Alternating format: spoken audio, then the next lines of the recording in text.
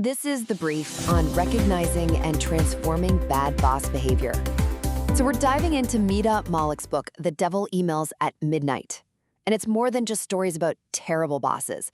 It's really a playbook for spotting leaders who are costing companies, get this, nearly $1 trillion because of toxic turnover and burnout. First, bad bosses aren't born bad. They're usually made thanks to, terrible training or just their own baggage. And their toxic habits, like ruling by fear or constant gossiping, it's not just about bad morale. There's a huge financial hit. We're talking about high turnover from bad management costing U.S. businesses close to $1 trillion annually. That's the real cost here. Second, the book just lays out all these different toxic behaviors that destroy trust. You've got archetypes like the napper who's totally checked out, or the white rabbit who's always creating fake emergencies. There's even the great pretender who penalizes pregnant women. All of this just makes people feel like their work, their voice, it just doesn't count. Finally, okay, so how do you actually fix this? Well, it's about shifting to a better way of leading. Instead of micromanaging, you got to focus on the output. And you need to coach people through their mistakes, not just jump in and do it for them. Also, earn loyalty by being straight with people about their careers, instead of just, hoarding talent to make your own job easier. Ultimately, this is your lens for spotting toxic leaders and turning those bad habits into ways to build a team that actually thrives. Factoring can provide your client the cash they need through the holiday season. Contact Chris at Versant Funding to learn how to get your client funded by year-end. So if you've ever worked in an office, or really any professional setting, you have a bad boss story. Oh, absolutely. Everyone does. And we're not talking about, a manager who was just a little annoying. We're talking about the person who was kind of the central villain in your work life. Right. The one who was actively eroding your confidence or maybe blurring all your boundaries or just chipping away at your sense of self-worth. Exactly. And these experiences, which are so frustrating and so universal, often just get dismissed as, office drama. Mm-hmm. But our source for this deep dive, The Devil Emails at Midnight, it takes all that venting material and turns it into something much more useful. It gives you clear, actionable lessons on what leadership failure actually looks like. And how to fix it. That's right. So our mission today is really for you, the learner. We want to help you gain insights into these leadership failures quickly and thoroughly. We're going to unpack the most destructive behaviors. And we'll look at the staggering costs they have on careers and, entire organizations. And then we'll pull out these practical frameworks from the source, all designed to help make sure that you become a good or maybe even a great leader. Yeah, the author Mita Mallick, she details more than a dozen of these archetypes she survived. And she has this great line. She says, "Bad bosses aren't born bad. Bad bosses are made." I love that, they're made. And their behavior, which, it often comes from insecurity or just circumstances, it systematically breaks inclusion, trust, productivity, and at the end of the day, the spirit of their people. This isn't just theory, it's a shortcut to avoiding the biggest management pitfalls. Okay, let's dive into this with the first category. The trust killers.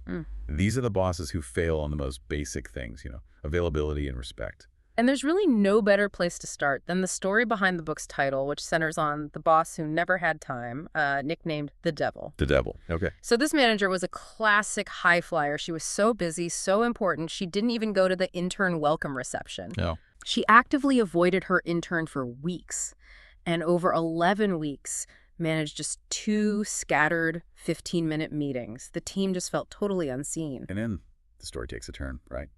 Her entire team quits. The whole team, and suddenly the Devil finds her time. But not during the day. Oh, no, it's between 10 p.m. and midnight. That's when she starts just barraging the intern with dozens of frantic emails. Demanding immediate context-free work. I can feel the anxiety just hearing that. It's corrosive. I mean, when leaders don't give their time, which is their most valuable asset, the team starts to question their own value, their own belonging. And for an intern who's desperate for a job offer, those late-night pings are just paralyzing. But what's the framework to fix this? It's simple in theory. Free up time and connect. Simple in theory, but, how do you actually free up time when you're already swamped? You have to sort of Marie Kondo your calendar. That's a perfect way to put it. You have to challenge every single meeting with the question, why am I in this? You have to be ruthless about decluttering so you can make time for that high-value stuff, like one-on-ones and coaching. And the source mentions skip-level meetings. Why are those so important for reversing the damage from a devil manager? Because the devil manager is an information bottleneck. Skip-level meetings, where you meet with the people who report to your reports, they give you so much context. It's how you check the pulse of the organization. You find out if your managers are enabling people or just blocking them. Exactly. You get a real sense of morale and belonging that a busy boss just completely ignores. Okay, let's talk about the midnight email trap. I mean, some of us have global teams, some are busy parents. We have to work late sometimes. Right, but the key is expectation management. If you have to send an email late, you have to be transparent about your schedule and say, explicitly, I do not expect a reply until business hours. Or just use the delay send feature. Better yet, your productivity should never hijack your team's mental health.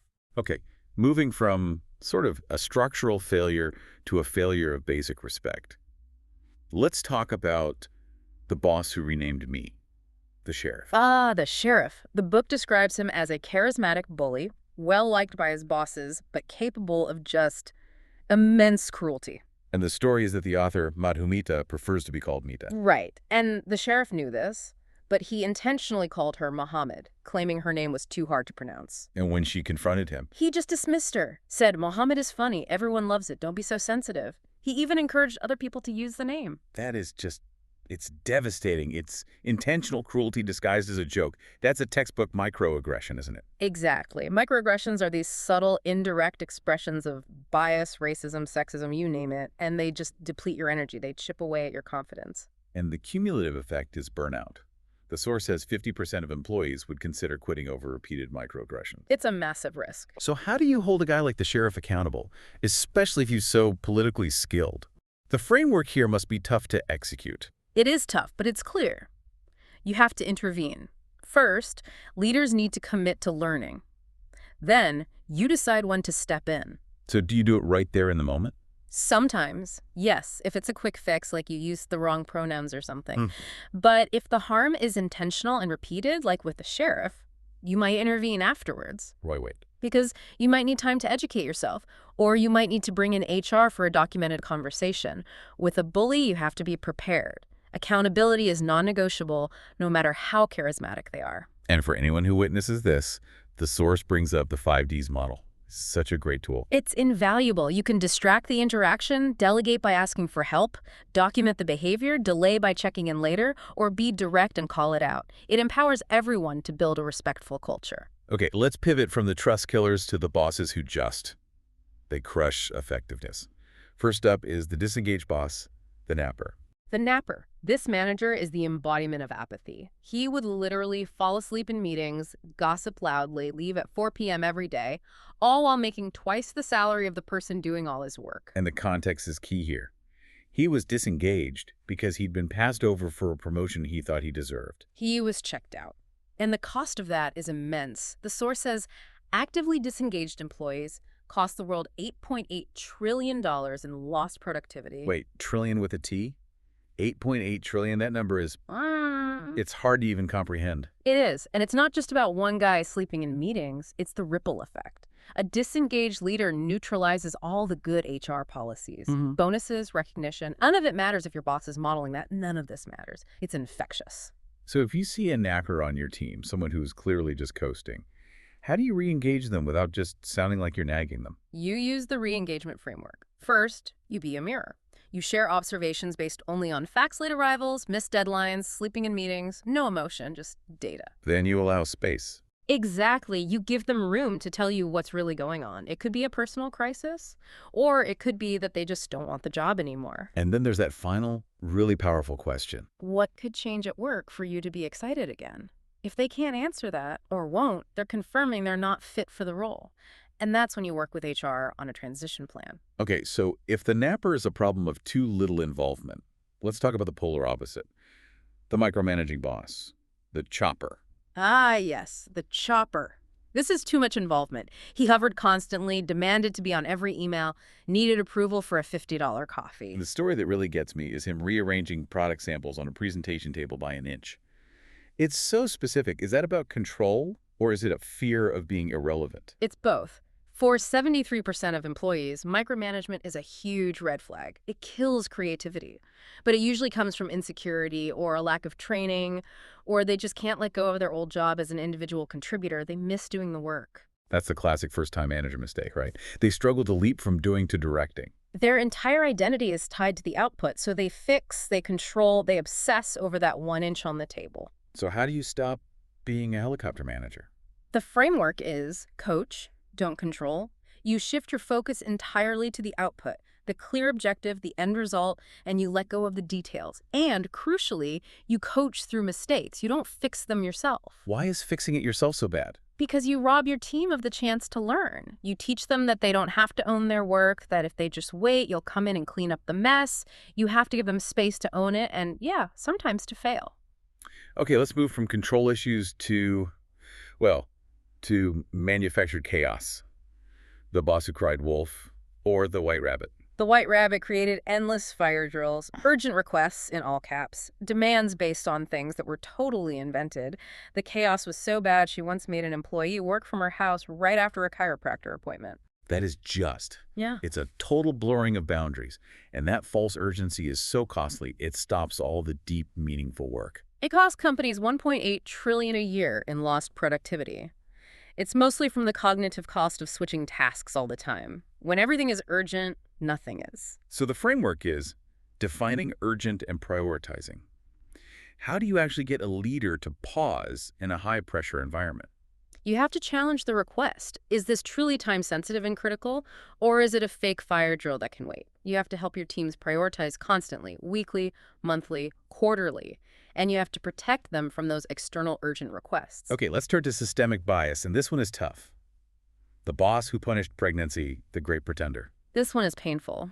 She was a women's advocate, a mother for herself, yet she hounded the author during her maternity leave, sidelined her career, and then gave her a bad review because, quote, the business fell off a cliff this year. It's just, it's such a betrayal. And it highlights two really destructive biases. The pregnancy penalty, where visibly pregnant women get sidelined, and the motherhood penalty, which means lower salaries and fewer promotions after having kids. The research is shocking. Women without children are 8.2 times more likely to be recommended for a promotion than mothers. 8.2 times. And the hypocrisy here from a supposed advocate is what makes it so hard.